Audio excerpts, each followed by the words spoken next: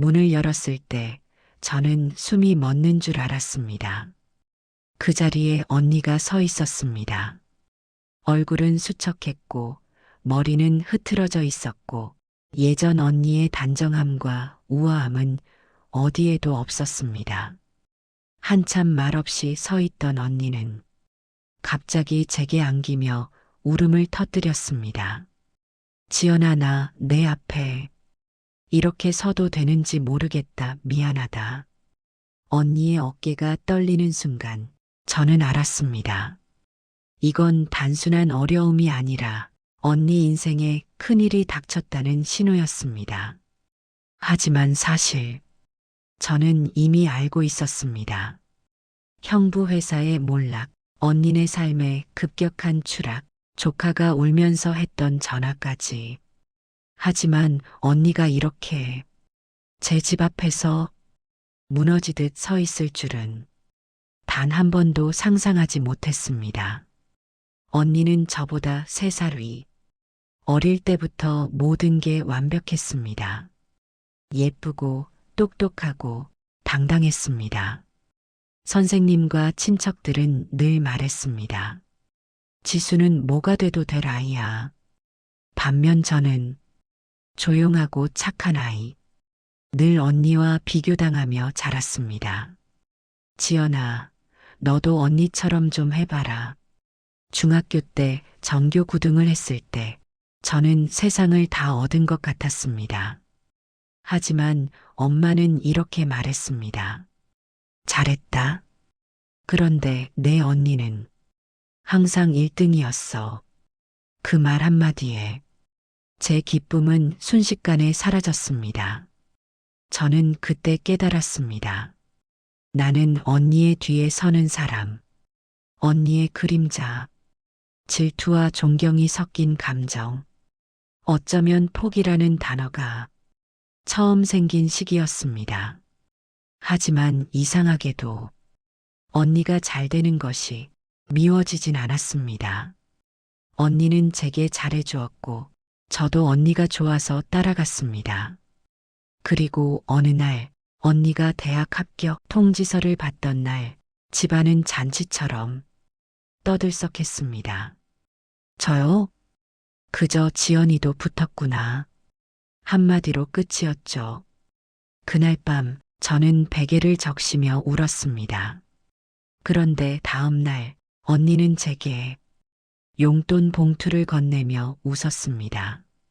지연아, 대학 가면 맛있는 거 많이 사 먹어. 그 순간 생각했습니다. 그래, 언니는 나쁜 사람이 아니야. 그냥 나보다 빛이 강한 사람이야. 언니는 26, 잘 나가는 사업가와 결혼했습니다.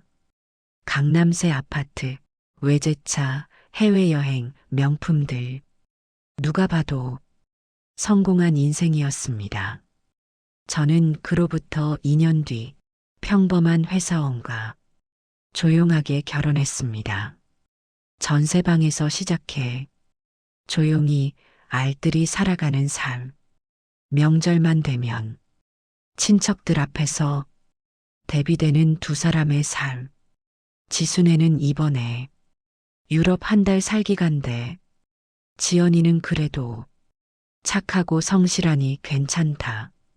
그 말들이 위로라는 걸 알면서도 가슴은 늘 조금 아팠습니다.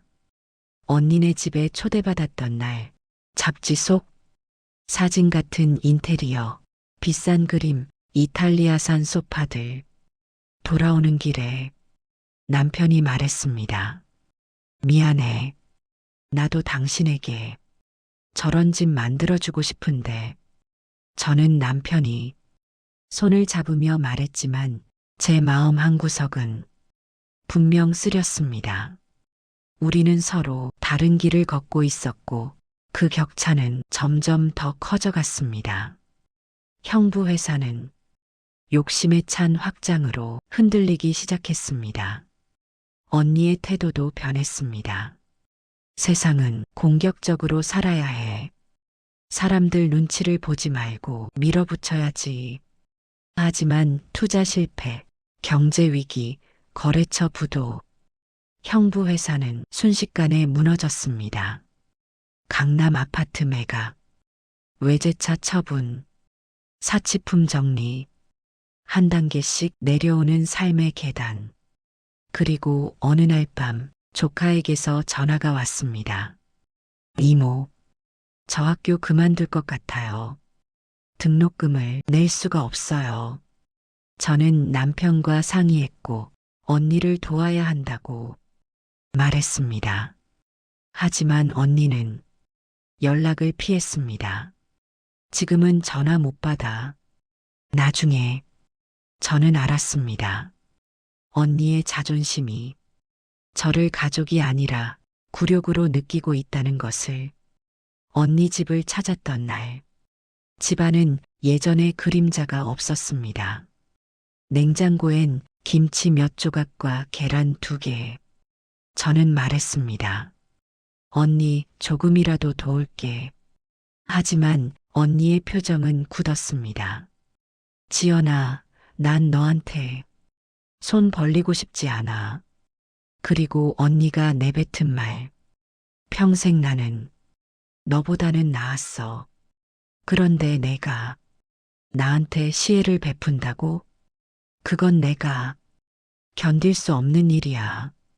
그날 저는 언니가 저를 미워한 게 아니라 추락한 자신의 모습을 견디지 못한다는 걸 알았습니다. 그래도 상처는 컸습니다. 집에 돌아와 남편 품에서 나는 서럽게 울었습니다. 남편이 말했습니다. 여보, 형님을 직접 돕기는 어렵지만 조카를 통해 도우면 돼. 그 말대로 저는 조카를 불렀습니다. 야위고 지친 조카는 중도 포기 직전이었습니다. 저는 말했습니다. 이모가 도와줄게. 등록금도 생활비도. 하지만 엄마에겐 비밀로 하자. 조카는 눈물로 고개를 끄덕였습니다. 그때부터 저는 조카의 장학금이 되었고 남편은 아르바이트 자리까지 만들어줬습니다.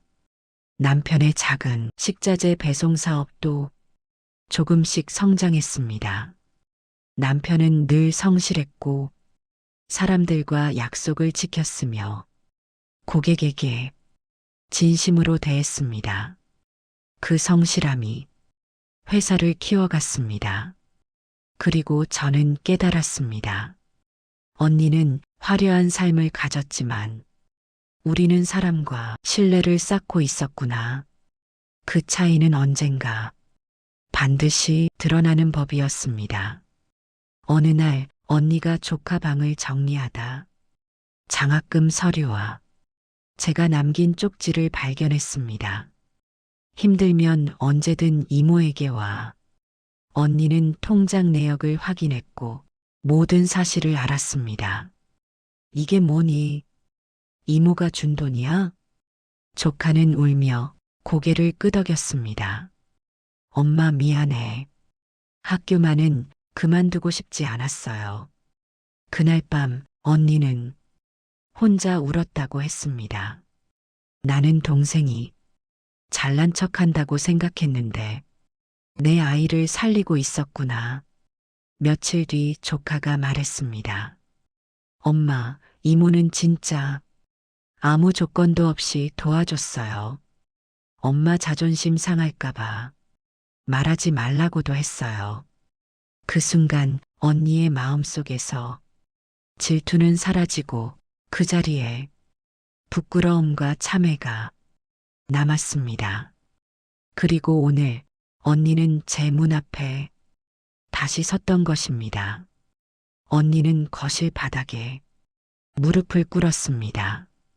지연아, 나는 너무 부러웠어.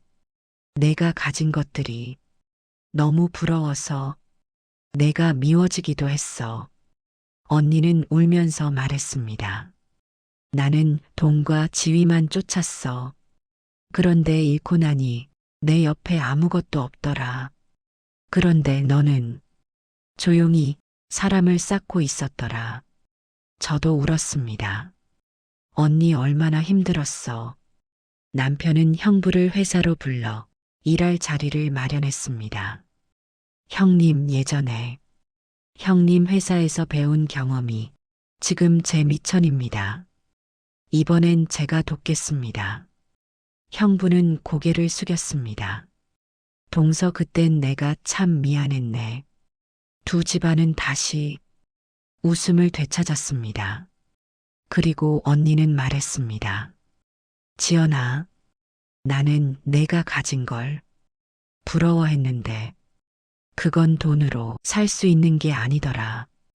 부처님께서는 말씀하셨습니다. 질투는 남을 태우기 전에 나를 먼저 태운다.